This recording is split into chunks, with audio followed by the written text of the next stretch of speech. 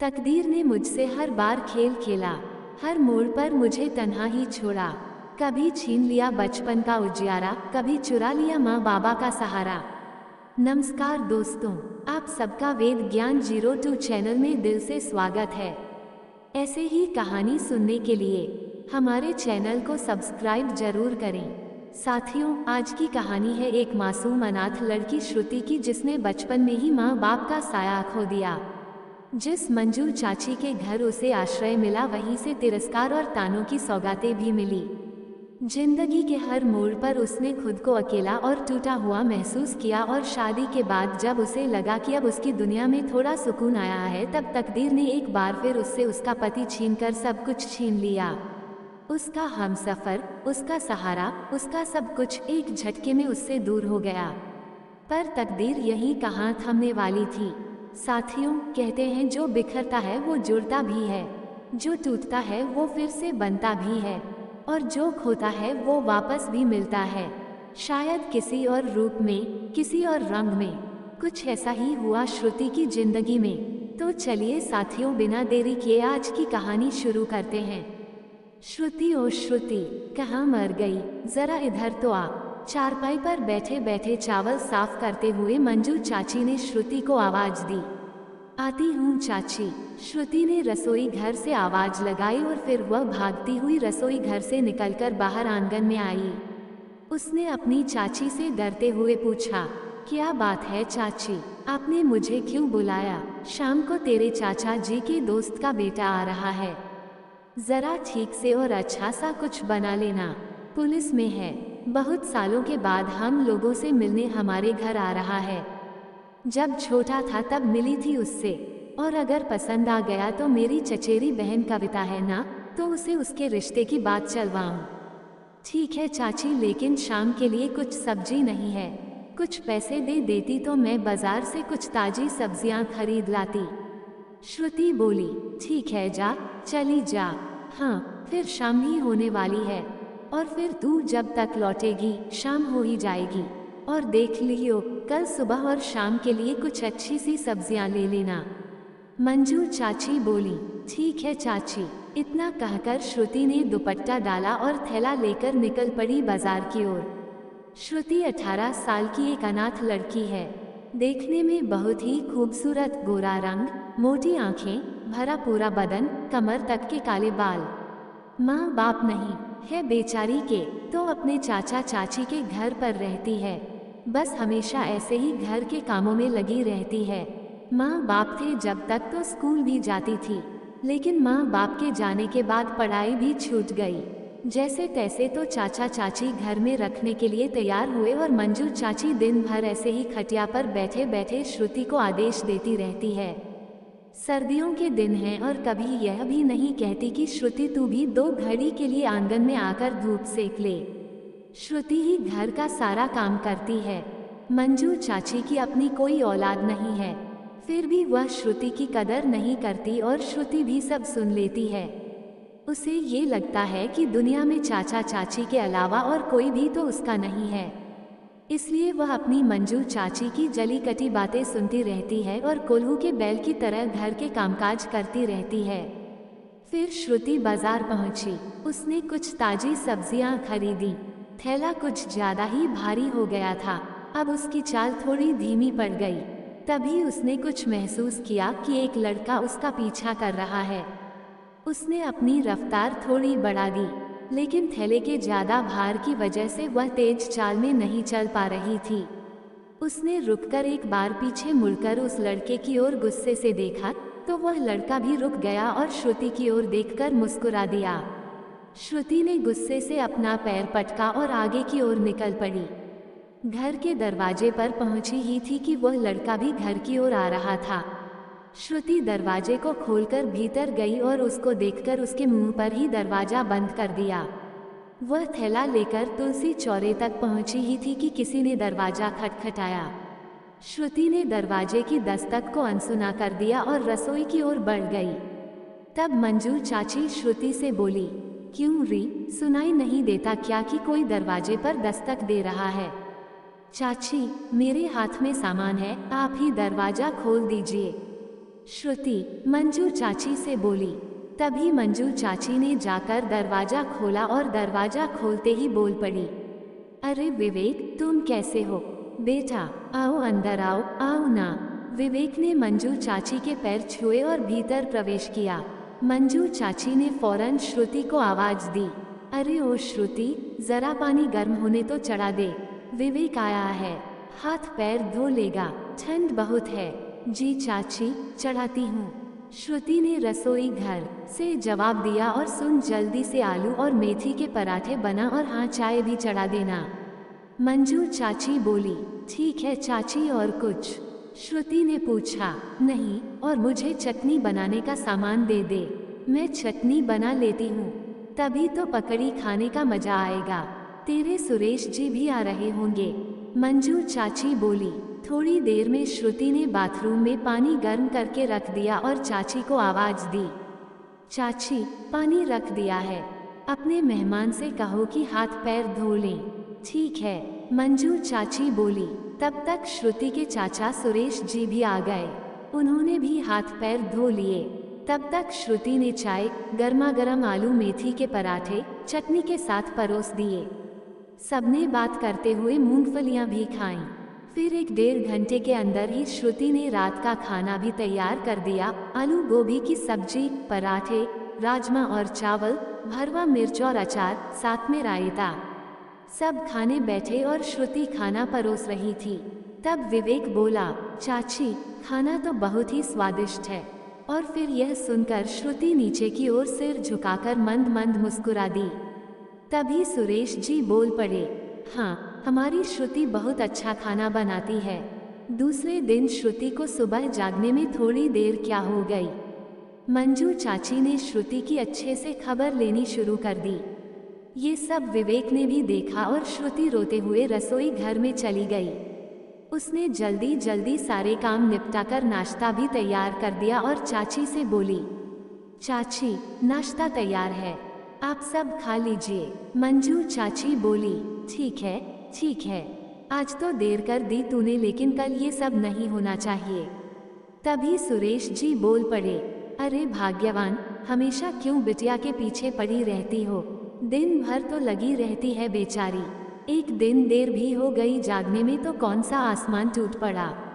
हाँ हाँ, बिगड़ो, मुझे क्या, पराए घर जाएगी तो तुम वहाँ भी पैरवी करने चले जाना।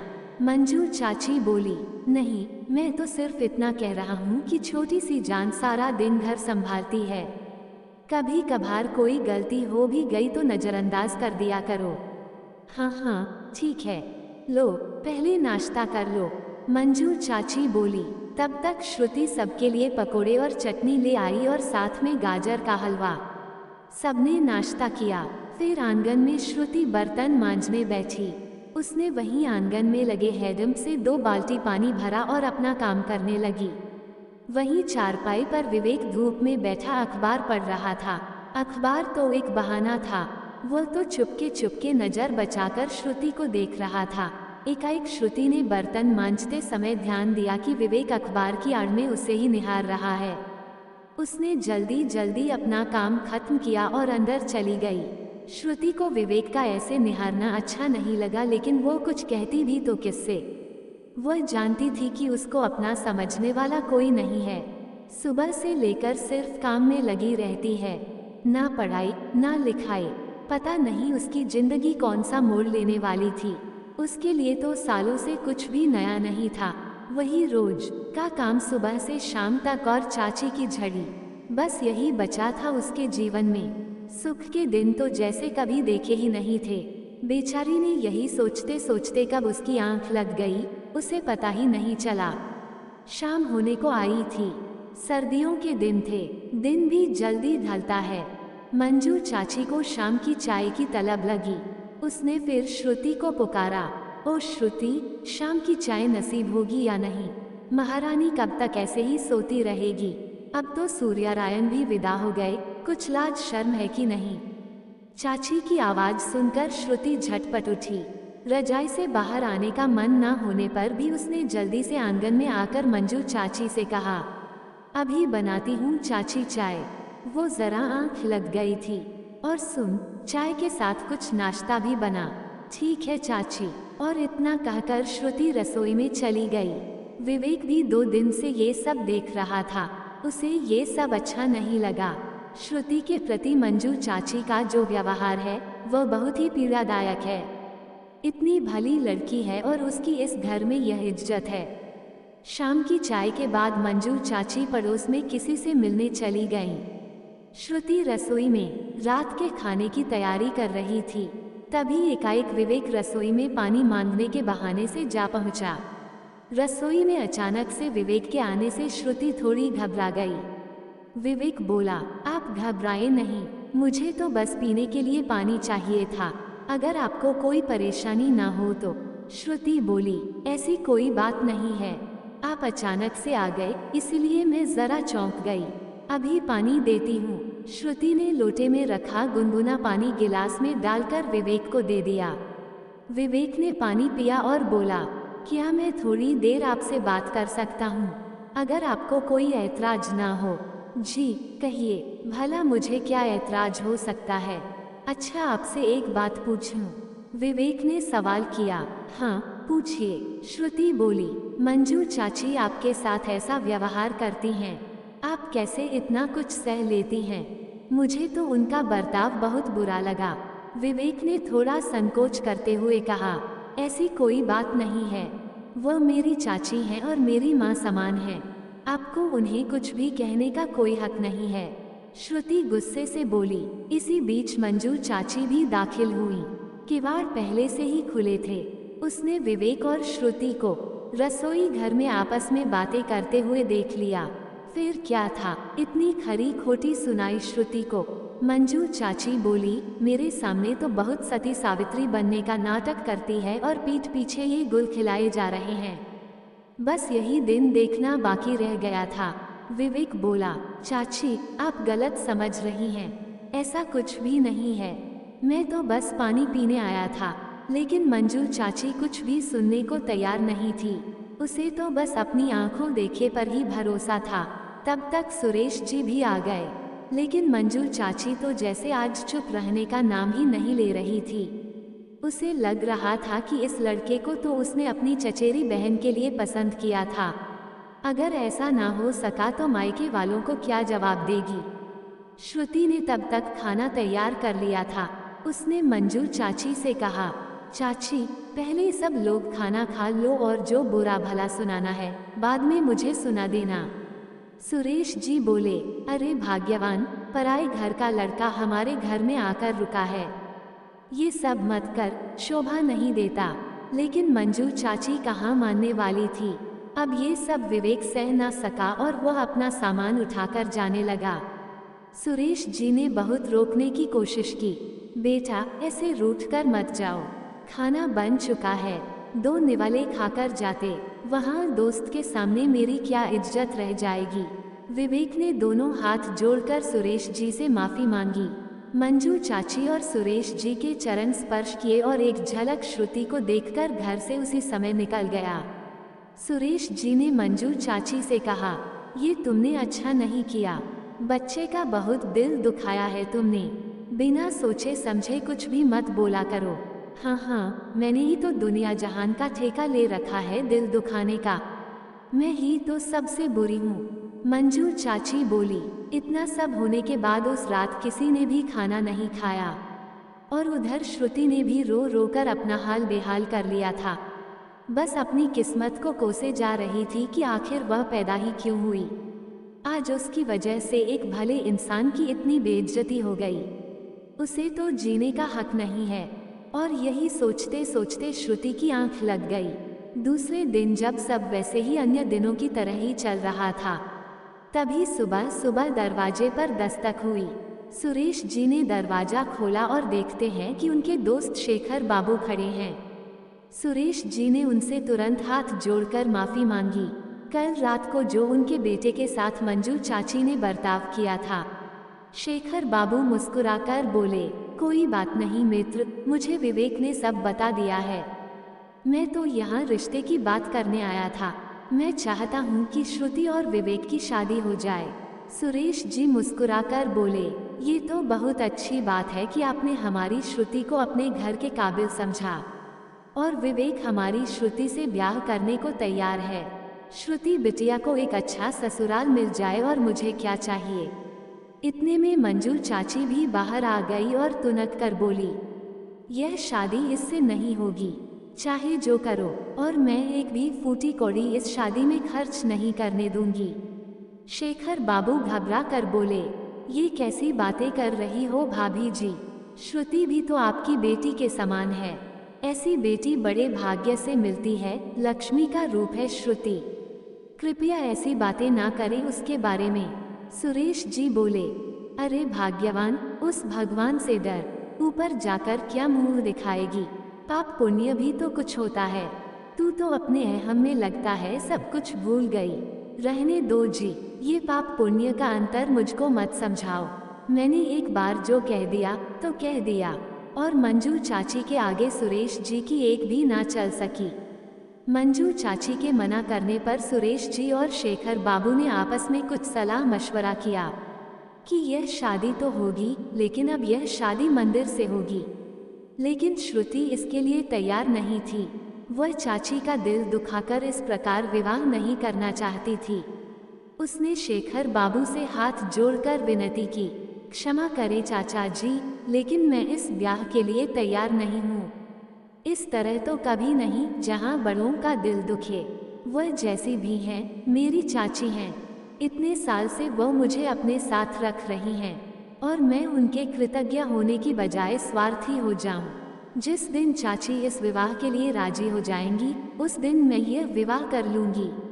शेखर बाबू बोले, बहुत ही भाग्यशाली थी तुम्हारी माँ जो ऐसी बेटी को जन्म दिया। तेरे जैसी बेटी भगवान सबको दे। तू हमेशा खुश रहे, तू जो चाहे तुझे मिले। जब से विवेक की माँ छोड़कर गई है, घर की तो जैसे रौनक ही चली गई है। मुझे लगा था कि तेरे आने से मेरे घर के सूने आंगन में फिर से चहल पहल हो जाएगी। खैर कोई बात नहीं, जैसी तेरी मर्जी। बस विवेक को समझाने में थोड़ी मुश्किल होगी, लेकिन कोई बात नहीं, मैं समझा लूँगा। वैसे मेरा विवेक बहुत समझदार है।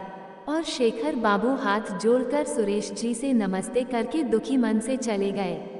इधर श्रुति भी उलझन में थी।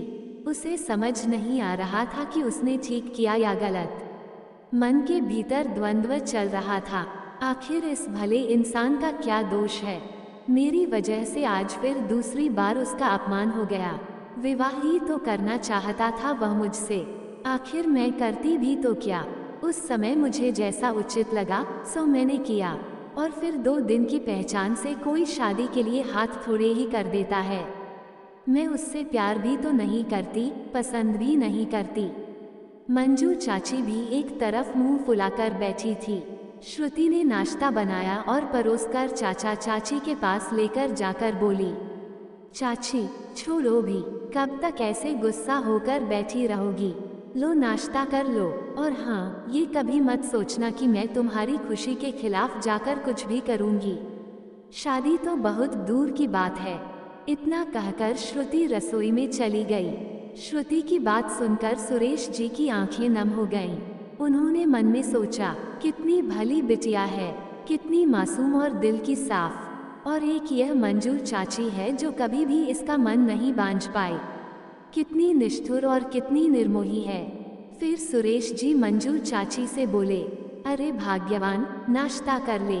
कितनी भली लड़की है, तेरी मर्जी के खिलाफ कोई भी काम नहीं करती। अब तो थोड़ा समझ ले, थोड़ा ममता बरसा दे इस पर। अब तो थोड़ा प्यार दे दे, अब तो आशीष भरा हाथ रख दे इस पर। एक बार तो कह दे कि खुश रहो। तभी मंजू चाची बोल पड़ी, अजी अब रहने भी दो ये ज्ञान की बातें। तुम्हारा उपदेश खत्म हो गया हो तो नाश्ता कर लूं। सुरेश जी बोले, तुझे समझाना तो पत्थर पर सर फोड़ने के बराबर है। तू कभी नहीं समझेगी, चाहे तेरे लिए कोई जान भी दे दे। उधर शेखर बाबू ने घर पहुंचकर सारी बात विवेक से कह दी। विवेक बोला, कोई बात नहीं बाबूजी, मैं श्रुति से विवाह तभी करूंगा जब तक वह हाँ नहीं करेगी। इससे पहले मुझे उसका दिल जीतना होगा, उसे भरोसा दिलाना होगा कि मैं जीवन भर उसका साथ निभा सकता हूँ। श्रुति की जिंदगी रोजमर्रा की तरह फिर से पटरी पर चल पड़ी थी। सुबह शाम का वही काम, और फिर शाम को बाजार जाकर सब्जियां लाना, फिर खाना पकाना। लेकिन उस रोज वह सब्जी लेने पहुंची तो क्या देखती है, विवेक उसका इंतजार करता हुआ बाजार में खड़ा है। श्रुति ने विवेक को देखा तो जरा सी घबरा गई, सर नीचे की ओर झुकाकर बगल से निकली जा रही थी। तभी विवेक ने आवाज दी, श्रुति जी, मुझे आपसे कुछ जरूरी बात करनी है। श्रुति बोली, लेकिन मुझे आपसे कोई बात नहीं करनी है। ऐसा कहकर श्रुति तेज कदमों के साथ जाने लगी। फिर भी विवेक श्रुति के पीछे पीछे आने लगा। श्रुति को बहुत गुस्सा आया। उसने विवेक से कहा, आप ऐसा क्यों कर रहे हैं? इतना सब कुछ तो हो चुका है और क्या बचा है? क्यों मेरा पीछा कर रहे हैं? आपको पता है कि मैं आपको पसंद ही नहीं करती। इतना सुनना था कि विवेक थोड़ा देर के लिए सहम सा गया और फिर कुछ सोचकर बोला, अच्छा तो ये बात है, आप मुझे पसंद ही नहीं करती।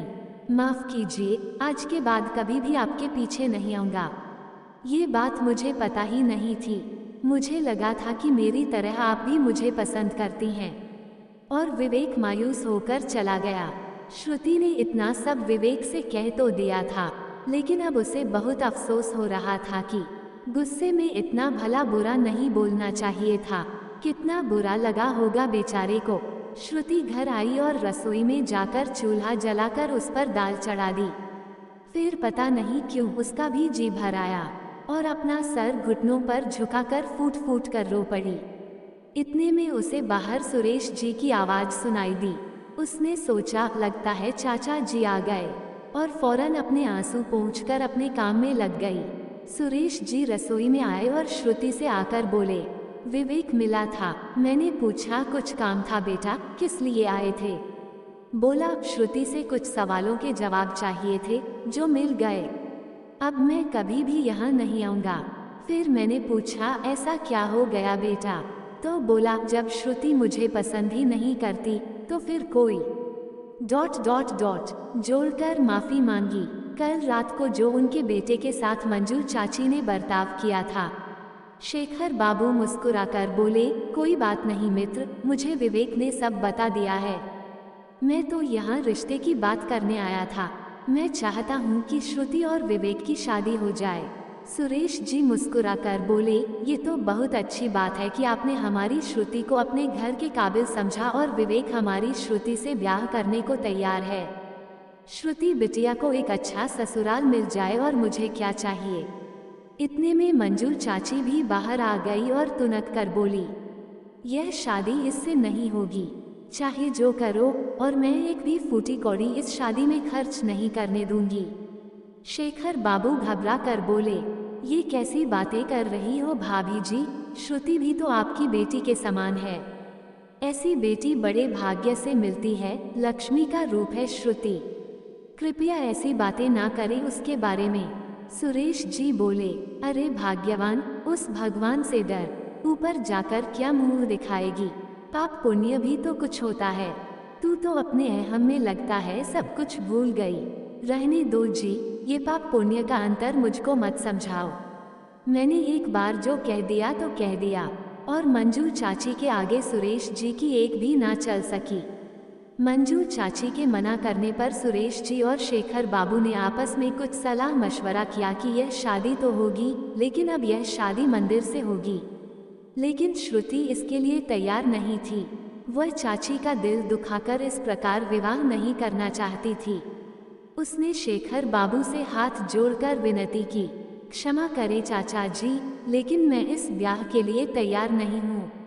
इस तरह तो कभी नहीं, जहाँ बड़ों का दिल दुखे। वह जैसी भी हैं, मेरी चाची हैं। इतने साल से वह मुझे अपने साथ रख रही हैं और मैं उनके कृतज्ञ होने की बजाय स्वार्थी हो जाऊं। जिस दिन चाची इस विवाह के लिए राजी हो जाएंगी, उस दिन मैं यह विवाह कर लूंगी।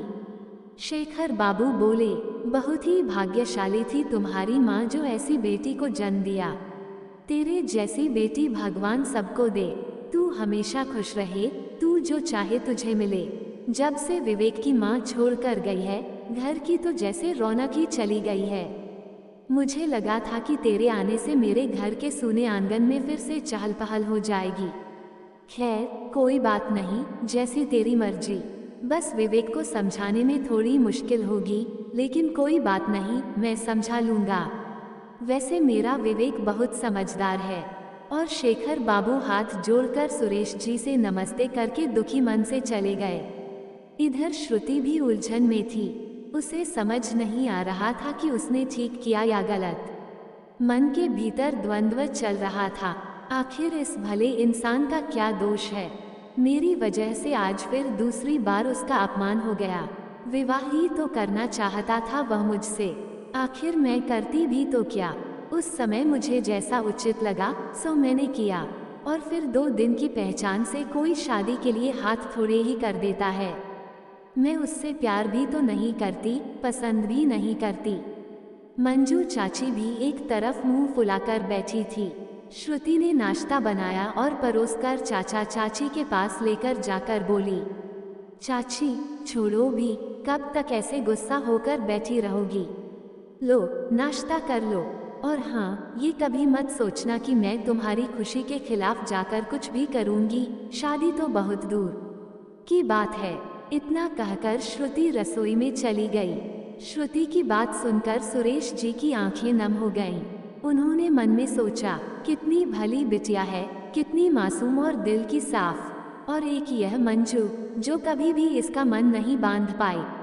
कितनी निष्ठुर और कितनी निर्मोही है। फिर सुरेश जी मंजू चाची से बोले, अरे भाग्यवान, नाश्ता कर ले। कितनी भली लड़की है, तेरी मर्जी के खिलाफ कोई भी काम नहीं करती। अब तो थोड़ा समझ ले, थोड़ा ममता बरसा दे इस पर। अब तो थोड़ा प्यार दे दे। अब तो आशीष भरा हाथ रख दे इस पर। एक बार तो कह दे कि खुश रहो। तभी मंजू चाची बोल पड़ी, अजी अब रहने भी दो ये ज्ञान की बातें। तुम्हारा उपदेश खत्म हो गया हो तो नाश्ता कर लूं। सुरेश जी बोले, तुझे समझाना तो पत्थर पर सर फोड़ने के बराबर है। तू कभी नहीं समझेगी, चाहे तेरे लिए कोई जान भी दे दे। उधर शेखर बाबू ने घर पहुंचकर सारी बात विवेक से कह दी। विवेक बोला, कोई बात नहीं बाबूजी, मैं श्रुति से विवाह तभी करूंगा जब तक वह हाँ नहीं करेगी। इससे पहले मुझे उसका दिल जीतना होगा। उसे भरोसा दिलाना होगा कि मैं जीवन भर उसका साथ निभा सकता हूँ। श्रुति की जिंदगी रोजमर्रा की तरह फिर से पटरी पर चल पड़ी थी। सुबह शाम का वही काम और फिर शाम को बाजार जाकर सब्जियां लाना, फिर खाना पकाना। लेकिन उस रोज वह सब्जी लेने पहुंची तो क्या देखती है, विवेक उसका इंतजार करता हुआ बाजार में खड़ा है। श्रुति ने विवेक को देखा तो जरा सी घबरा गई।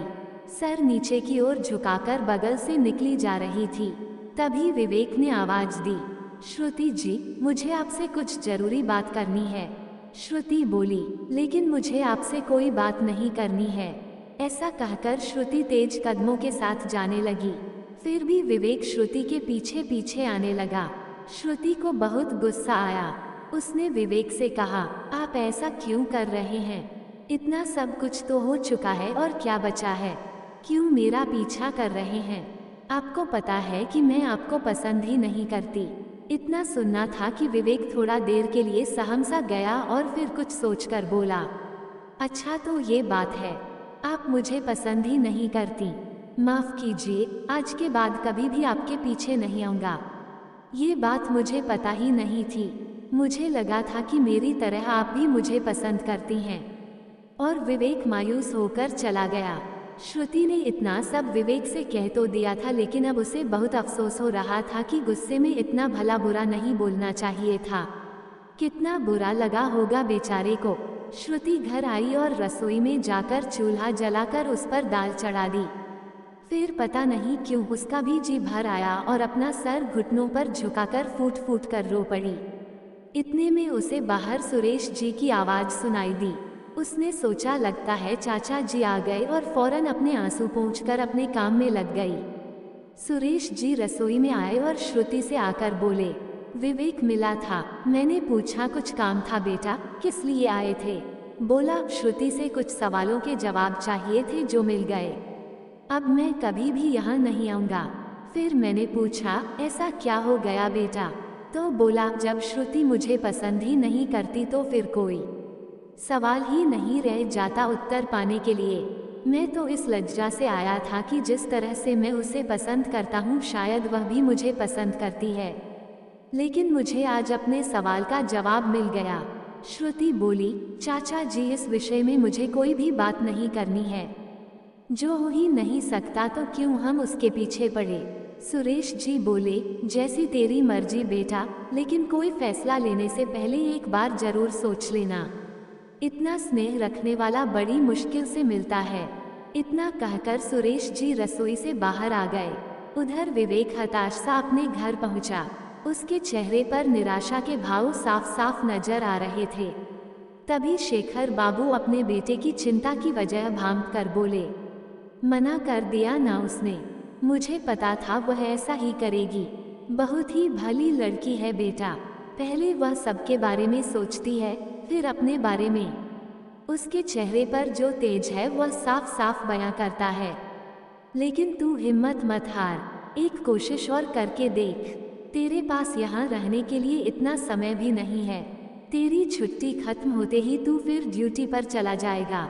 इससे पहले तू उसे मना ले और मैं तेरी सगाई उससे करवा सकूं। इतना सुनकर विवेक के चेहरे पर मुस्कुराहट लौट आई और वह खुश होकर बोला, सच पिताजी। अपने पिताजी की बात सुनकर विवेक को यह आशा हो गई थी कि आज ना सही लेकिन एक ना एक दिन श्रुति इसके लिए तैयार हो जाएगी। और विवेक इसी उम्मीद में एक दिन श्रुति से मिलने की कोशिश करने लगा। लेकिन श्रुति है कि विवेक की ओर देखती भी ना थी। ऐसे ही हफ्ते भर बीते थे कि विवेक ने श्रुति को फिर बाजार में देखा। श्रुति बहुत ही जल्दबाजी में थी, बहुत घबराई हुई थी। विवेक को देखकर बोली, चलिए मेरे साथ जल्दी घर चलिए। अच्छा हुआ आप मिल गए, मैं तो डॉक्टर साहब को बुलाने आई थी। विवेक ने घबरा कर पूछा, लेकिन किस लिए, क्या हुआ? चाची छत से उतरते हुए सीढ़ियों से गिर पड़ी हैं। उन्हें अभी तक होश नहीं आया है, इसलिए अब आप इस वक्त घर चलिए। विवेक और श्रुति डॉक्टर के साथ घर की ओर चल पड़े। डॉक्टर ने मंजू चाची का मुआयना किया। मंजू चाची को होश तो आ गया था, लेकिन उसके सिर पर बहुत गहरी चोट थी। उसे अब महसूस हो चुका था कि वह अब बचने वाली नहीं है। सारा मोहल्ला इकट्ठा हो चुका था। सुरेश जी भी पहुंच चुके थे। उस समय मंजू चाची की आंखों में पश्चाताप के आंसू थे। उसने श्रुति और विवेक को इशारे से अपने पास बुलाकर एक दूसरे के हाथों को मिलाते हुए आंखों के ही इशारों से माफी मांगी और बिना कुछ बोले ही प्राण त्याग दिए। श्रुति फूट फूट कर रो पड़ी। सुरेश जी बोले, चलो अपने अंतिम समय में ही एक भलाई का काम तो करके गई मंजू। शायद भगवान को यही मंजूर था, भगवान उसकी आत्मा को शांति दे। और ऐसा कहते हुए सुरेश जी की आंख में आंसू आ गए। मंजू चाची के अंतिम संस्कार के दिन शेखर बाबू भी आए। उन्होंने श्रुति और सुरेश जी को ढाढ़स बंधाया कि भगवान के आगे किसकी चलती है। शायद ऊपर वाले को यही मंजूर था। अब तक मंजू चाची की रस्में भी हो चुकी थी। एक दिन सुरेश जी ने शेखर बाबू और विवेक को खाने पर बुलाया और बोले, आज आप लोगों को खाने पर बुलाने का कारण ये था क्योंकि विवेक की छुट्टियां अब ज़्यादा शेष नहीं रह गई हैं। तो मैं चाहता हूँ कि विवेक और श्रुति की सगाई कर दी जाए और फिर मंजू की भी यही इच्छा थी। शेखर बाबू बोले, आपने मेरे मुंह की बात छीन ली। मैं भी आपसे यही कहना चाहता था लेकिन संकोच बस कह नहीं पाया क्योंकि भाभी को गए हुए अभी महीने भर भी नहीं हुए। ऐसे में ऐसी बात कहना उचित नहीं लगा। सुरेश जी बोले, मैं कुछ दिन के लिए टाल तो देता लेकिन फिर विवेक की छुट्टियां भी खत्म होने वाली हैं और फिर अगली छुट्टी मिलने तक काफ़ी देर हो जाएगी। और फिर मंजू की भी यही इच्छा थी कि दोनों एक हो जाएं। शेखर बाबू बोले, तो फिर ठीक है, परसों ही हम इन दोनों की सगाई कर देते हैं और शादी तब करेंगे जब अगली बार विवेक छुट्टियों में घर आएगा। सुरेश जी बोले, बहुत बढ़िया मित्र, तो ठीक है, परसों सगाई का दिन पक्का हो गया। अब बस सिर्फ कल का ही दिन शेष बचा है। आप लोग ऐसा करें, आज और कल मेरे घर भी रुक जाएं। कल आप अपने शहर जाएंगे, फिर परसों वापस आएंगे तो बहुत समय बर्बाद होगा। शेखर बाबू बोले, बहुत अच्छा मित्र, जैसी आपकी इच्छा। हमें क्या परेशानी हो सकती है भला। दूसरे दिन सारा समय खरीदारी और तैयारी में ही निकल गया। शाम को सब बहुत थक चुके थे। श्रुति ने जल्दी से शाम की चाय बनाई, फिर रात के खाने की तैयारी करने लगी। सुरेश जी बोले, श्रुति बेटा तू भी तो बहुत थक गई होगी, मैं कुछ मदद करूं तेरी?